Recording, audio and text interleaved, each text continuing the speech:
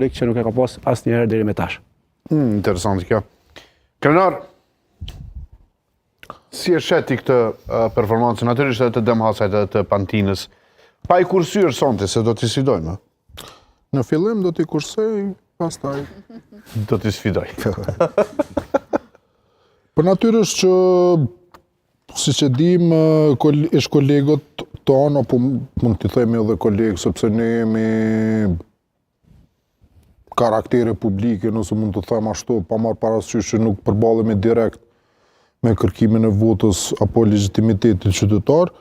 Këta janë provuar Shqipja më shumë se një herë, Demhasaj një herë, e kam krijuar një përvojë, besoj që do t'ju ndihmoj në këtë fushat, e din më mirë ku i kam patur herën e kaluar dobësit dhe përparësit, dhe tash besoj do t'i kanalizojnë ato në favorin e tyre. Normalisht që është një sfidë e vërtet në kuptimin që ka konkurrencë të madhe, luftohet për secilin vot, secili person e kërkon votën, dhe ndoshta edhe është një proces jo dhe aq ferr, sepse është normal në natyrën e njeriut kur secili kërkon votë, kuptohet që mund të bëjë edhe veprime ndoshta që nuk mund të duken ferr, por kështu e ka politika si gjithkund. Pra Kosova nuk dallon asgjë dhe i dëshiroj suksese. Pra kjo është fjalimi im që ledhatus për këtë. Tash fillon. Ndajmë këtë pjesë themi fjalimi pa ledhatus si Krenar Shalës, është fantastik. Se di sa me që ledhatus, se ky me qenë ledhatus ish dosh me thonë që ju jeni kandidatët më të mirë, lumë partit, se jemi në parti ndryshme që ju kanë. Dallon, kjo e pa të letë. Okej, do më thonë, kjo ledhatimet i ka atleta, sfidat ma ndej i ka të... Sfidat i këtë vështira. Nuk ishte për qafim kjo, veç ledhatim. Zëni Hajdari.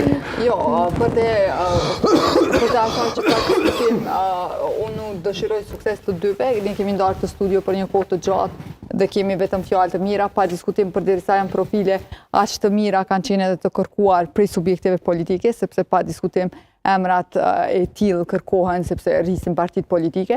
E konsideroj shumë të rëndësishme këtë që Shqipja tha.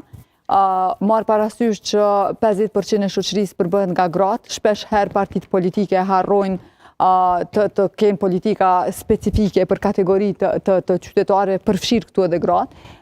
Dhe fokusimi i Shqipes në atë drejtim e konsideroj si gjë të duhur, sepse edhe nëse partia haron, ka individ, ka kandidatë si Shqipja, të cilët do ta bartin këtë kauzë të ashtetutje, edhe besoj që do ta përfaqësojnë në mënyrën më të mirë të mundshme, duke u bërë zëri tyre, edhe tek subjekti politik, i cili ndoshta për shkak të shumë angazhimeve tjera e ka harruar këtë çështje ose këtë kategori, e cila ka nevojë më shumë se gjithkusht tjetër për mbështetje, edhe për trajnime, edhe të shtyhet përpara në tregun e punës, sepse pa diskutim që gratë janë ato që bartin barrën më të madhe në shoqëri.